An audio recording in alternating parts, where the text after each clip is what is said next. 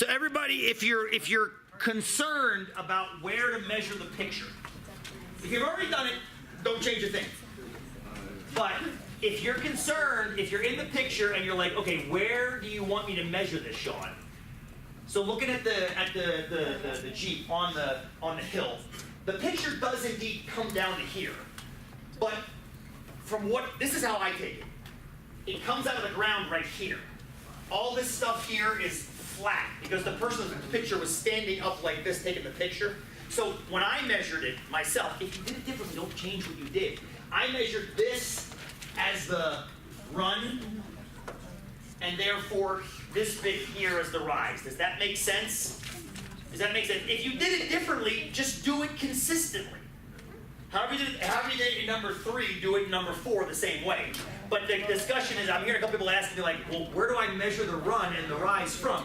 And you see why, this is why I say that, my friends. This is the only reason I say that. If you were to measure this whole thing as the rise right here, that would imply to me that that hill would keep going down, but it hits the ground right there and it levels off, if that makes sense. That's my logic. You don't have to like it. A lot of people don't. As long as you're consistent, I'm a happy guy. Cool? We're going to turn the camera off and I'll get your question too. And I'll get your question 2 hours in a second. Talk to me. Yes. Beautiful. Watch this. Watch this. I'm going to turn the camera off for this so you don't mind. It's a great question. So remember, my friends, one of the reasons we can't stand the English system of measurement is because it's a pain in the ass to deal with. Because if you don't get whole numbers, you have these ugly fractions like 30 seconds and 16ths and whatnot, which is why the metric system is so appealing. But Eddie, I'm gonna use your numbers as an example. The best part about Google, well, one of the many good parts, what is your rise, my friend? It's 6.5. 6.5. So what you can actually do is, watch this. 6 plus 1/2 divided by, what's your run?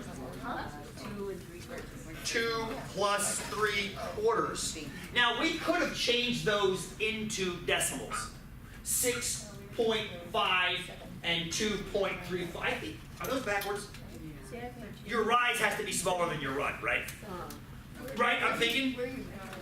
Because this is the 6, right? Yeah. Okay. Yeah, so you just gave it to me backwards. It's okay, I'll fix it right now. So, but my point though, Evie, is this. I can just grab it and drop it. Boop. Boop. And then put a division sign right there. But my point is, with Google, all you got to do is set the fractions up in Google and then press enter, and there's your grade right there. It's 42%. Boom. You got it. Well, thank you. It's a great question. It's one of those things that people don't realize Google can do. Google is a great calculator. So you'll let us do Google. Oh my God, please do it. Yeah, because remember, I'm not going to be doing these weird little tests in here where I'm like, put everything away and take out a pencil and stop talking to each other.